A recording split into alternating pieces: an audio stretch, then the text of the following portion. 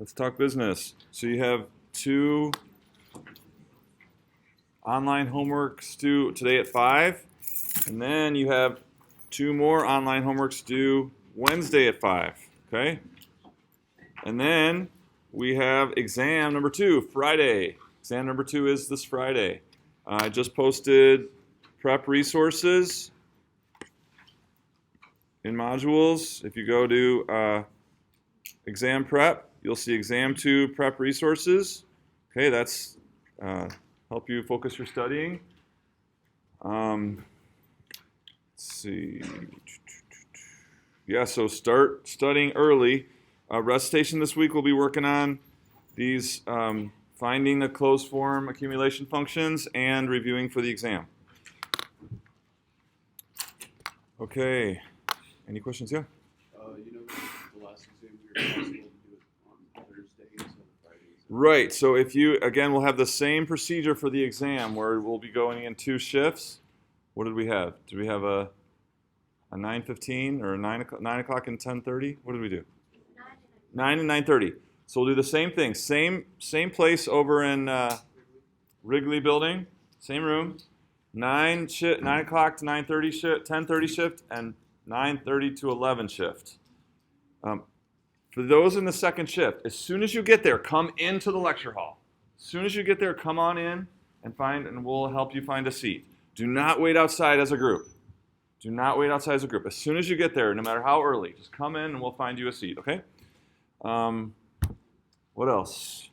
I'll be giving you a code. I'm doing this, the multiple choice part. I'm using a different system. So on Wednesday, I'm going to give you a 5-digit code that you'll need for your Scantron. Okay, so you'll get that. I'll have that for you Wednesday in lecture. Okay, any questions about? Oh, so if you absolutely can't make either 9 to 10:30 or 9:30 to 11, then look for an email from me, and we can make alternate arrangements. Okay. Other questions about the exam or stuff? Okay, let's finish up the example from last time.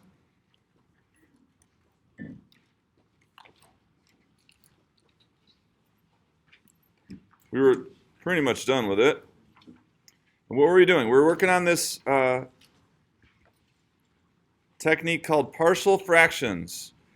And so what kind of rate function were we looking for to use partial fractions? What do we call that kind of rate function? Where it's the ratio of 2 polynomials. Keyword ratio. So what kind of function is that? Back from your rational function. A rational function is a ratio of polynomials. Polynomials are things like this, right? Powers of x, whole number powers of x with any coefficient added together. Make sure you know what a polynomial is. You've been dealing with those for years now. Make sure you know what that is. Powers of x with whole powers, and coefficients can be any real numbers. Okay? And we said there were 2 requirements to use the partial fractions technique. The first requirement was that the degree of the denominator was the numerator. Degree of the numerator is smaller than the degree of the denominator. And then the second condition was that your denominator could be factored. And we got both of those here, so we worked this out. And the whole premise of this is based on a common denominator, right? So you're looking at this factored form of the denominator, and you're imagining that as a common denominator when you added a bunch of fractions together. That's the whole premise to this. But we're gonna go backwards, and we're going to split it apart. Rather than adding the fractions, we're splitting it apart and able to do the antiderivative.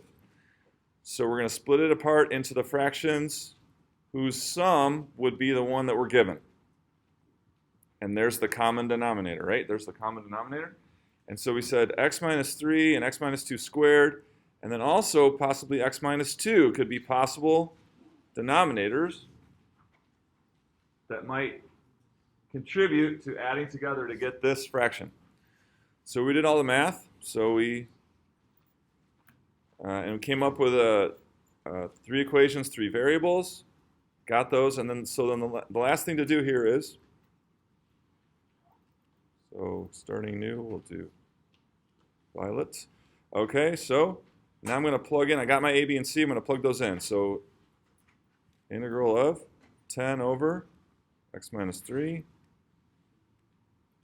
plus minus 5 over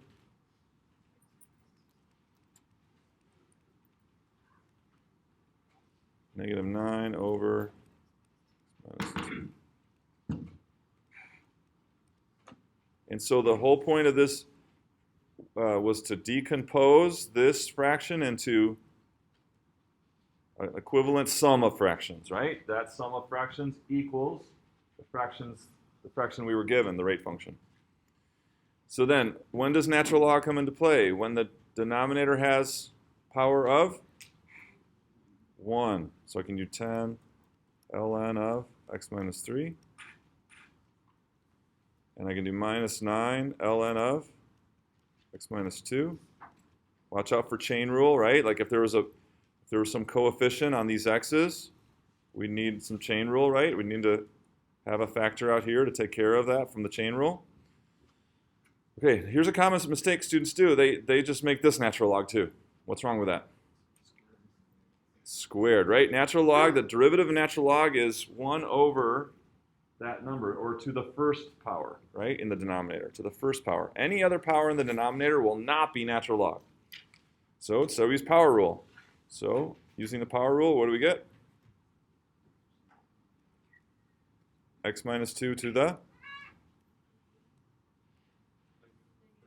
negative 1, right? So this is the negative 2 power. Power rule says for antiderivative, raise the power by 1. So the negative 1 power. And then I got a negative 5. And in the end, I need this to be negative, right? Plus a negative 5. So I want the whole thing to be negative in the end. So I think I just want just 5 here, right? Is that right? So imagine taking the derivative. Do I get exactly that? Negative 1 times positive 5 is negative 5. X minus 2 to the minus 2. Chain rule, just a 1, so nothing from the chain rule. Got it. Plus c. Know what the plus c means. Remember, when you have an integral that has no bounds on it, there's nothing there. What does it mean if there's nothing there? Know this for the test. What's it? Any accumulation. All accumulation functions with that rate, right? And why is there more than one? We said this is all accumulation functions, net accumulation functions that have that rate. Why is there more than one? Because? What's that?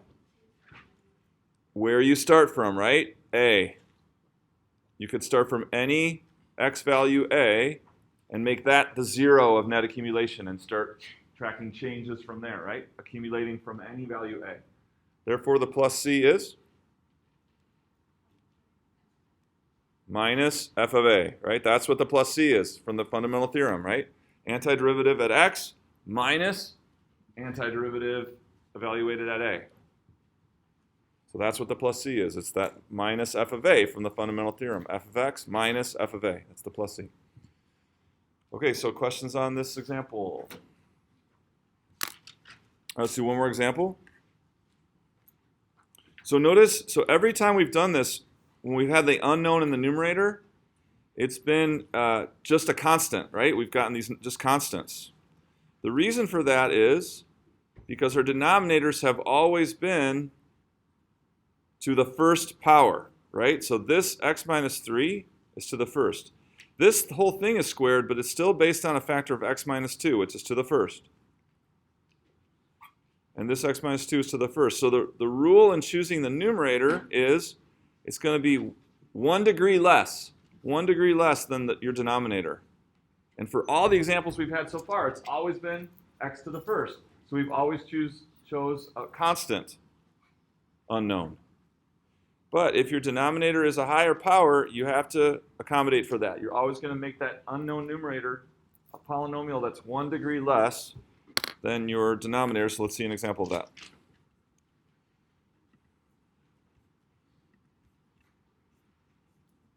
Here we go. So I got 10 over x cubed plus 4x.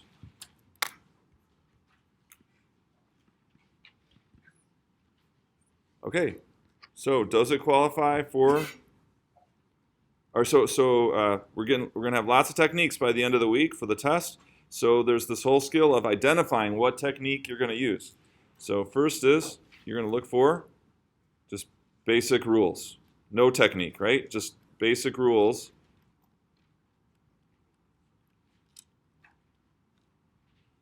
It's just there's no technique to do. You just recognize it as the derivative of a common function.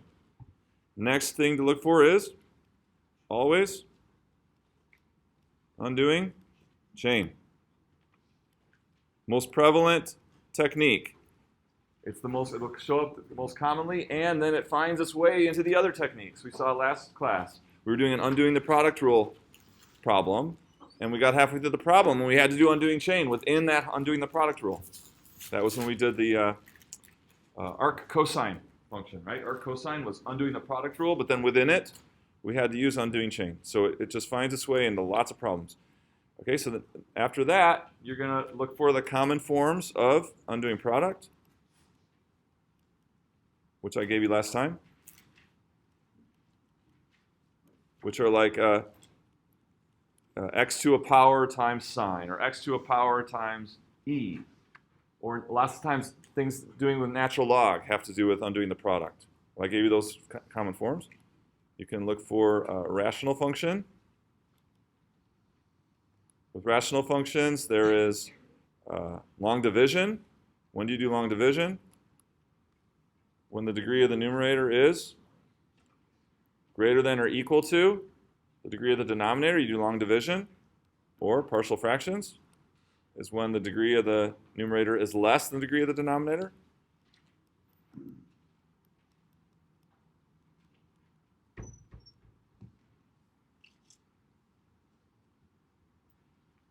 And then we're going to also, later today, we're going to talk about more complicated trig integrals.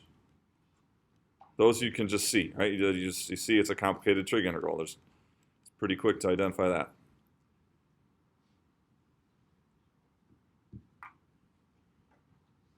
Okay, so this one. Certainly it's not something basic. Is it undoing the chain rule? Well, if we're undoing the chain rule, we'd need the derivative of this whole thing in the numerator. Then it might be natural log, like this whole thing to the first down here. But we need the whole derivative of that in the numerator. So it's not undoing chain. Undoing product. Is it one of our common forms for undoing the product rule? No. Okay? Is it a rational function? One polynomial divided by another. Sure, yeah. Even a constant is considered, a polynomial. All right, so what's the degree of the numerator? 0. Degree of the denominator is 3, so that might be partial fractions. And what conditions do we need? We got the degree of the numerator is less than the degree of the denominator, 0 versus 3. And then what was the other condition? The denominator. You have to be able to factor the denominator. And what about it? Yeah, we can factor out an x, right? So x squared plus 4. And so then we have, so now this qualifies for partial fractions.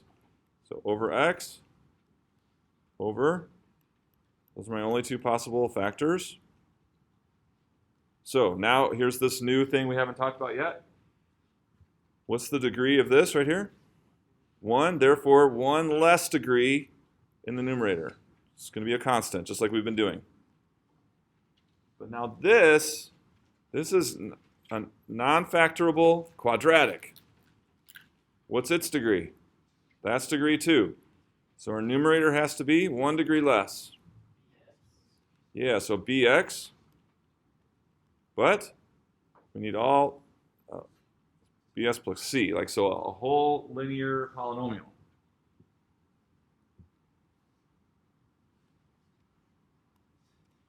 From here on out, it's exactly the same. We're going to add these. Now we're going to add these together, recapturing the common denominator, and then solve for a, b, and c. So we say, what do I need to multiply top and bottom by here to get my common denominator? X squared plus 4. What do I need to multiply top and bottom by here to get my common denominator?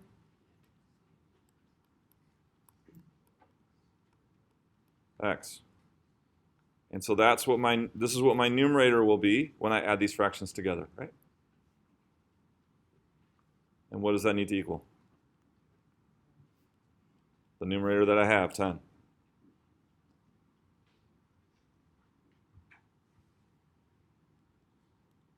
So we got ax squared plus 4a plus bx squared plus cx equals 10, or 0x squared plus 0x plus 10.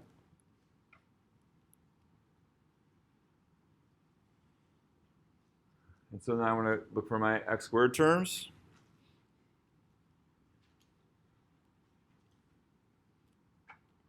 That tells us that a plus b has to be 0.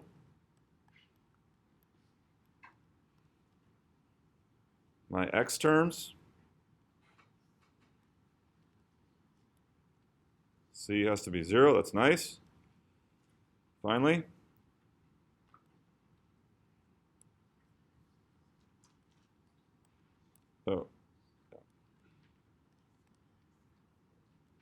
follow it? Does it make sense? Did I make a mistake?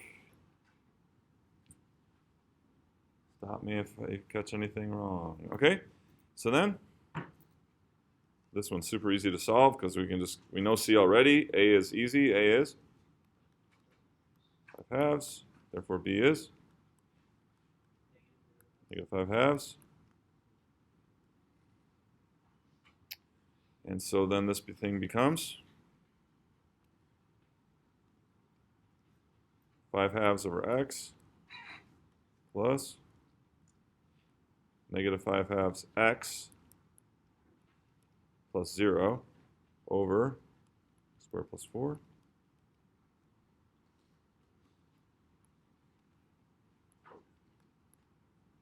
Okay, you finish it out.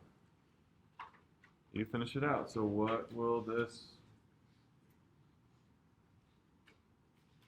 final or the closed form? So we got an open form that we can make progress on now. So we can actually write closed form. You do it.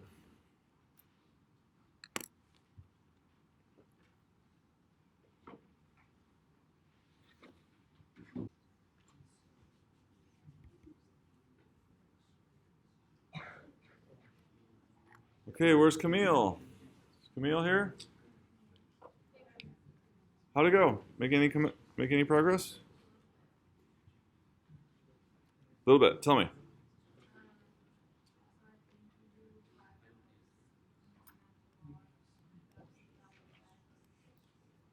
Okay? Okay, still working on this one. How about that for the first part? 5 halves, natural log, absolute value of x. Agree? Very good. Okay, so now we got this one. -5 halves x over x squared plus 4.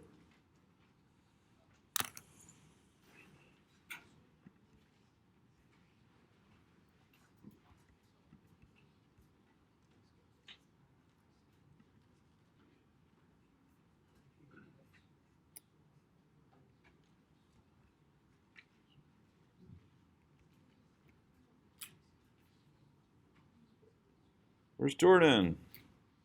Yeah.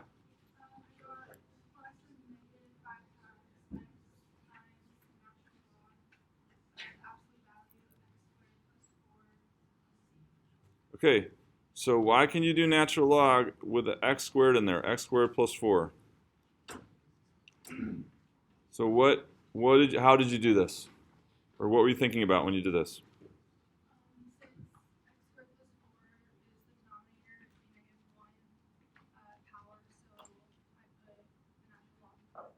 Okay. And can you just do that for any fraction that has x squared plus 4 to the first in the denominator? Can you just do that for any like that?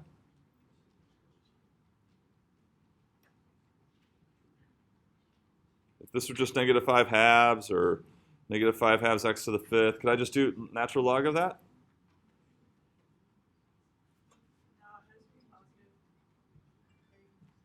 Just be positive. What's the key here that allows us to do this? Chain rule, right? Chain rule, right? This power has to be 1. Why? Because that is like essentially the derivative of x squared, right? In the chain rule, here you take the derivative of x squared plus 4, which is 2x. That means you need to have 2x to the first. That means you need to have something with x to the first here. The only reason you can do that is because this is a chain rule derivative. This is the derivative of this down here. Essentially, just that we got the power right? Factors, these coefficients we can take care of. So then what do we need out here? So what did you get for the coefficient, Jordan? Did you get the coefficient here? Negative 5 halves? X? Yeah, if you had negative 5 halves x and you were taking the derivative of this, what would you have to do? Product rule, right? So it can't be negative 5 halves x because negative 5 halves x times another function of x would be like a big, ugly product rule. That's not what we have here. So the reason that we can do this natural log is because this is a chain rule derivative. This power is just right to be the derivative of that. So when we do undoing the chain rule, it collapses back together, right? This goes away. So what else do we need? We need a 1/2 for that, right? So we got the negative 5 halves, but when you take the derivative of this, you're going to get 2x. A 2x that you don't have here. So we need another 1/2.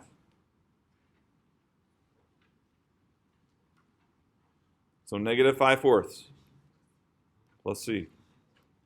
Okay, so this was the type of problem that you were practicing on that big, long homework set. That's due tonight at 5, undoing the chain rule. Undoing the chain rule. Got it. That's the most important one. Anybody have a question?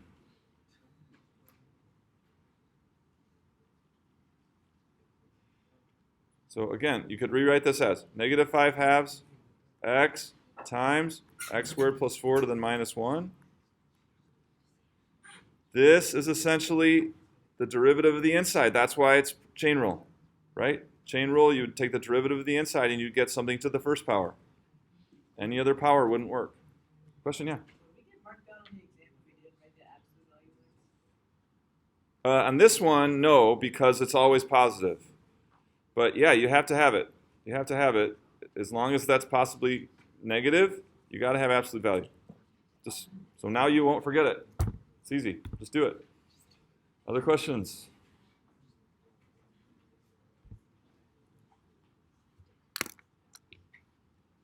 Questions on this one? Okay.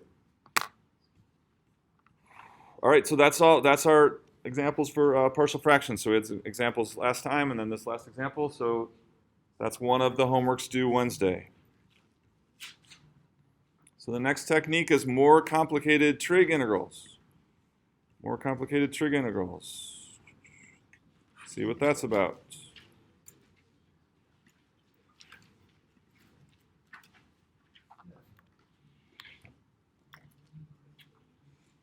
So more complicated trig integrals involves, more trig functions and products and sums of trig functions at different powers. Okay, and so the whole deal with this is we want to simplify or change the form of the rate function. So for example, integral of cosine to the 4th x tangent x over cosecant squared x dx. Okay, so that would be a more complicated trig function. Something like that. So how you approach these is you're going to simplify this using one of two things.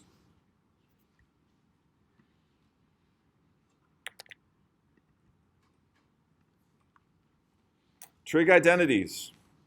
So trig identities were something that you worked on in pre-calculus. I'm going to show you kind of the list of the basic trig identities that you need to know. Okay, so those are equalities relating trig functions that are equal for all values of x. Okay, so they're for all angle measures.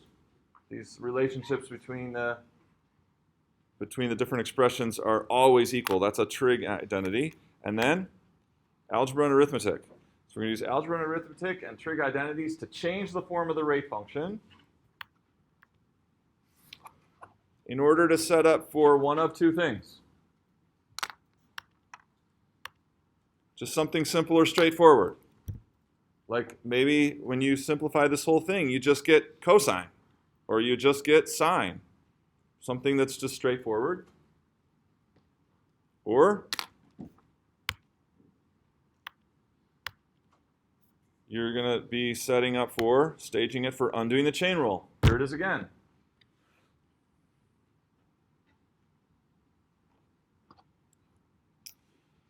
Okay, and so by undoing the chain rule, what are we talking about? Let's talk about that. So let's talk about the derivatives of our trig function. So sine x is derivative, cosine. Cosine x, negative sine, tangent, secant squared, cotangent, negative cosecant squared, secant, secant tangent. Okay, then this cosecant is negative cosecant cotangent.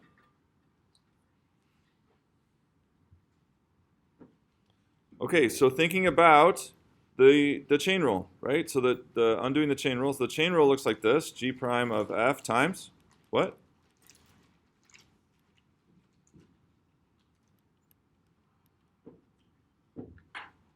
And so specifically in these trig integrals, it's like this: some trig function to a power times the derivative of the trig function. So that's what you're staging for. You're staging for one of these trig functions to any power. If you also have then the derivative of that trig function, do you see that that's the chain rule, right?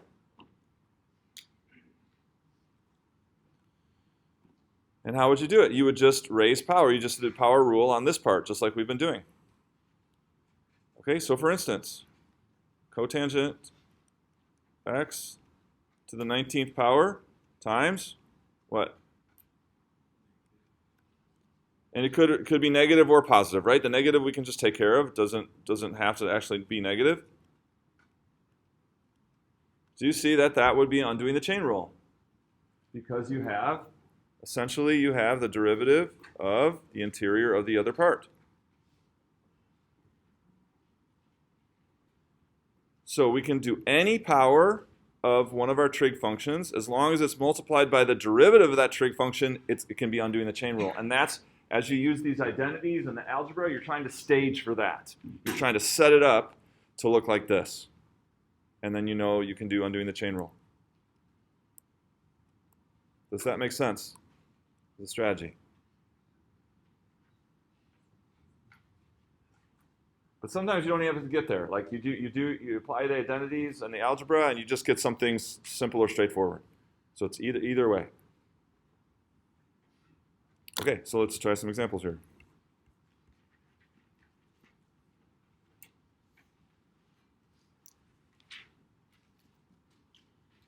Oh, and so let me show you the identities first. So here are the identities that you'll be responsible for. These are the most basic ones, the ones that we'll see in these examples. Okay, you got the basic definitions of tangent, cotangent, cosecant, and secant. Here's our Pythagorean identities. They're all based on sine squared plus cosine squared equals 1.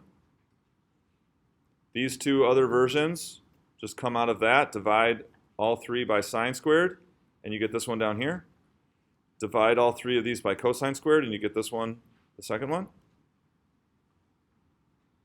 Then we have the half angle identities, and those are important for this particular these particular rate functions. Just sine squared by itself, just cosine squared by itself is just, you got to remember, be on the lookout for it, and you set up using the half angle identity. And then there's the double angle. Sine of 2x has one version. Cosine of 2x has three versions.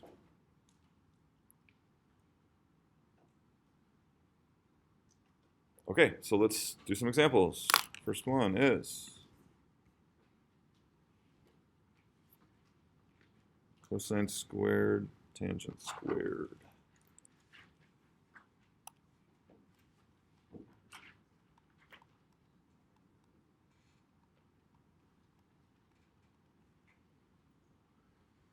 So again, what's the strategy?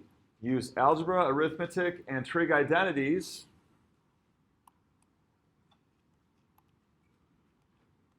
to either get something simple and straightforward or stage it, get it ready for undoing the chain rule. Well, you'll have one trig function to a power times the derivative of that trig function. We'll be undoing the chain rule. Okay, so this one. So what can we do? Cosine squared times tangent squared. How can we make this simpler, or what can we do to help us here?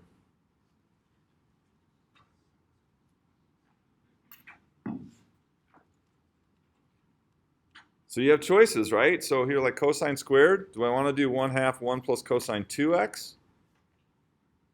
Okay, here's why that's not a good idea. Because now I have this argument of angle is 2x, or I'll have this one being x. And you kind of want to avoid that. You don't want to have these trig functions multiplied together with different angle measure arguments. So we don't want to do that. Don't want to change that to 1/2 1 plus cosine 2x. Is there anything we can change tangent squared to?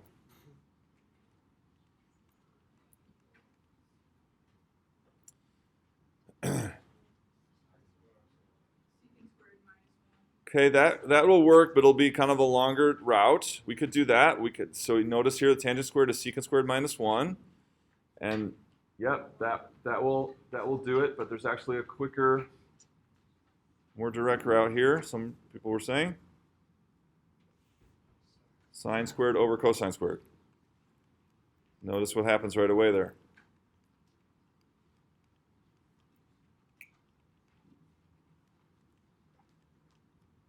Was that helpful?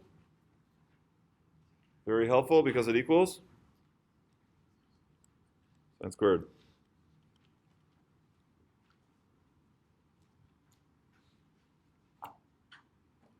How are we going to handle that?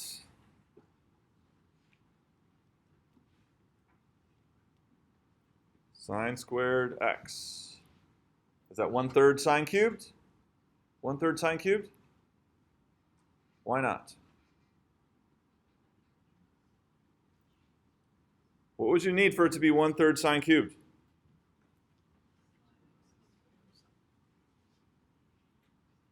What would you need in this rate function for the antiderivative to be 1/3 sine cubed? Oh, please know this. Let's do the derivative. 1/3 sine cubed. Everyone take the derivative of 1/3 sine cubed x. Take the derivative. Everyone do that.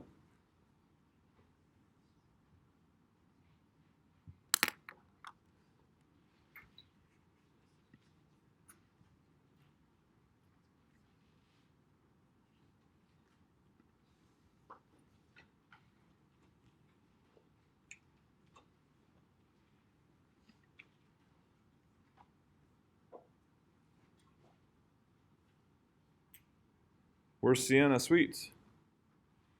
Did you get the derivative of that?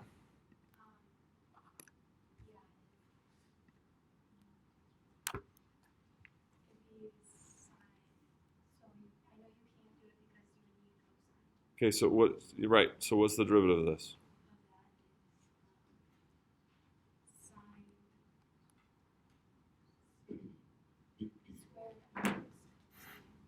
Times? Is that the derivative? Yep. 3 times 1/3 is 1. Sine squared x times the derivative of sine is cosine. So what else do you need here to do 1/3 sine cubed? You need a cosine, right? So you can't, to make it a chain rule, right? The cosine would have to be here as the derivative of the interior, right, sine, in order for that to work. So we can't do that. What else could we do here? So if you caught what I said before, you just have to remember, whenever you come to just sine squared by itself or just cosine squared by itself with nothing else, except maybe factors like sine squared of 4x or maybe a coefficient, that's fine. But just the single term of sine squared is half angle. So it's going to be 1/2 minus 1/2 cosine 2x. That we can do.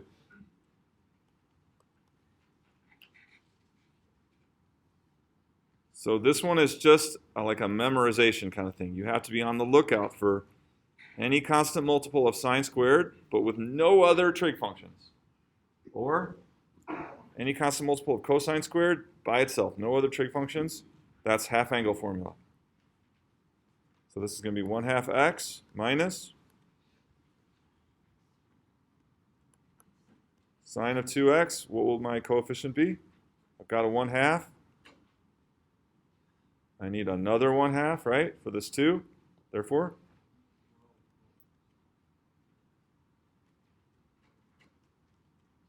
got another mini chain rule in there, right? When you take the derivative of sine 2x, you're going to have a times 2, right? So we need another times 1/2 to.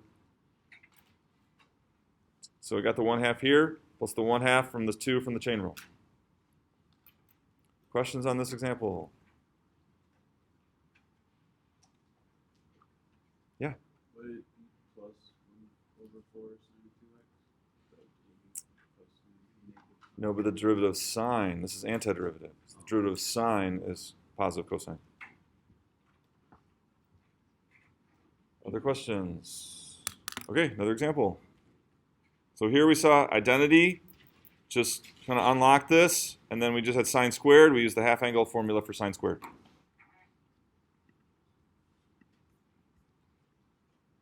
Sine 2x times cosine x.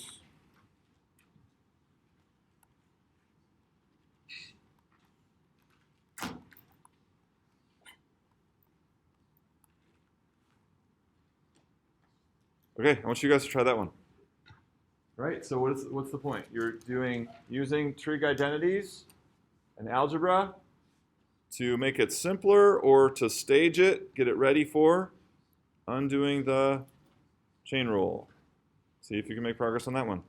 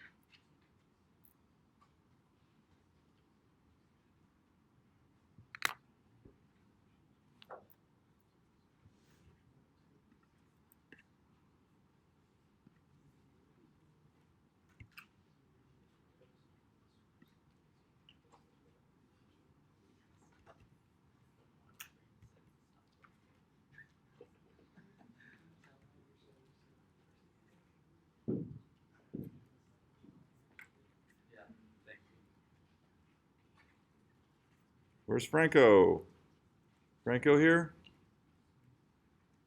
No Franco? Jaron. Jaron, you're up. Did you make progress on this one? Tell me. Good. What do you got?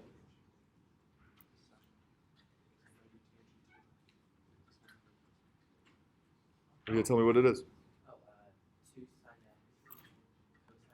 Okay. Right. You keep going. Okay.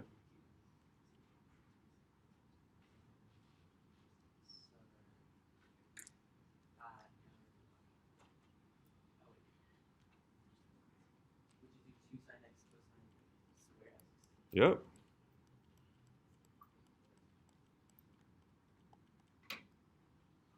Doing good so far?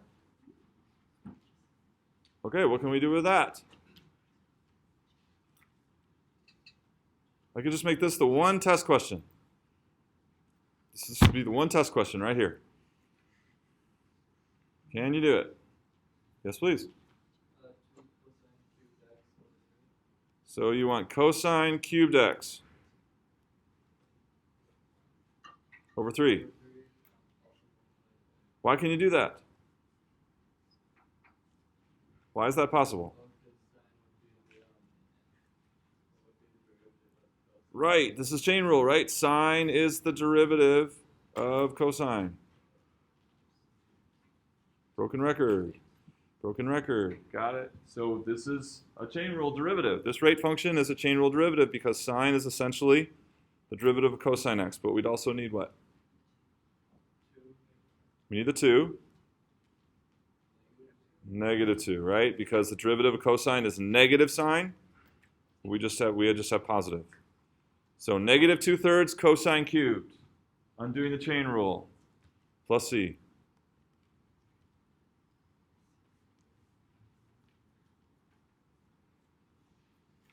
The reason you can raise power here is because you have, this is a chain rule. This is, sine x is the derivative of the inside over there. Any questions? Yes, please. Will we be doing anything with inverse trig functions, or is this just it? The inverse trig functions, remember, those were the undoing the product rule. That was one of your common forms. We did inverse cosine last time. I'm glad you brought that up, because now that we're doing these complicated trig functions, remember that inverse trig functions are not this technique. They're undoing the product rule. That's important. So now when you get an inverse trig function, it's not about using identities to get undoing the chain rule, but it's about using undoing the product rule. So glad you mentioned that. Remember that. Okay, let's do another one, and then let's take the quiz.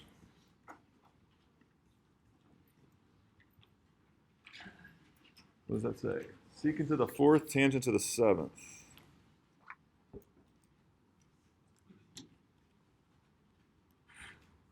Let's do 9 secant 4th 3x tangent to the 7th 3x.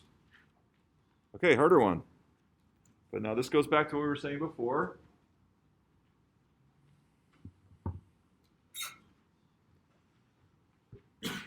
So staging for undoing the chain rule. Staging for undoing the chain rule. We want some trig function to some power times the derivative of that trig function. So when you see a bunch of secants and tangents, what relationship might we want to try to set up for here?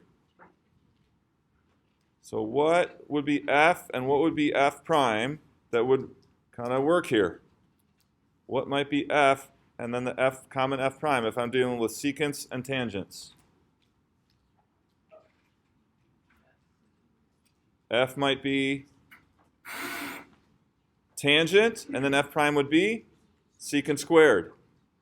That means if I want to go for that, if I want to try to get powers of tangent and a secant squared, I want to pull away a secant squared and get everything else as tangents, and then I'll have it. So I'm going to pull off a secant squared over here. And then when I do that, what will I have left? I pull off a secant squared as my derivative of tangent things. We'll have another secant squared here. And then this tangent to the 7th. So what was my goal? If I have secant squared out here, I got to get everything in terms of tangent inside here. Powers of tangent. When we get all powers of tangent in there, then I'll have it, because then I'll have undoing the chain rule. So how I need to make these powers of tangent. How can I do that? How can I get that secant squared to just be about tangent? Tangents, do you see it? This is Pythagorean, tangent x squared plus 1. So I'll have tangent squared 3x plus 1 times tangent to the 7th. Now I'm getting close. And I got my secant squared, which is my derivative of tangent.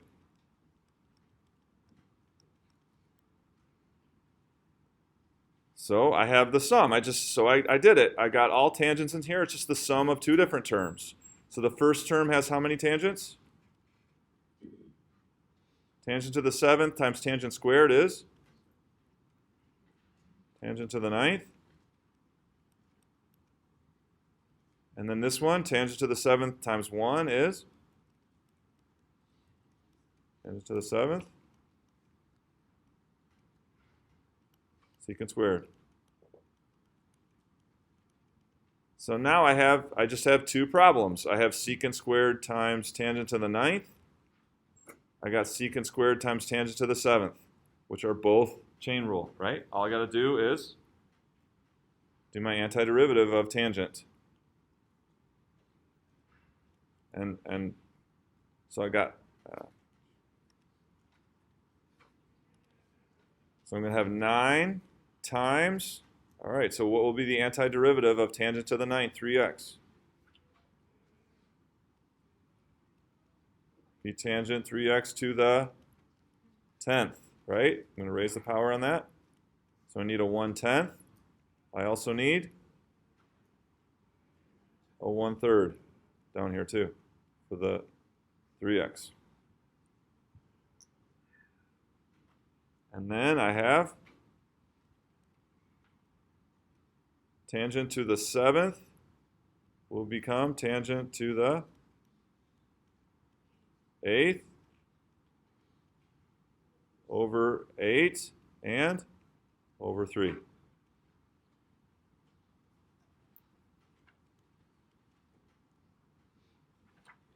Did you catch it? What happened? We tried to stage this for tangent to a power times secant squared. So we pulled off the secant squared. We got the rest of what was inside, all in terms of tangent, using this identity.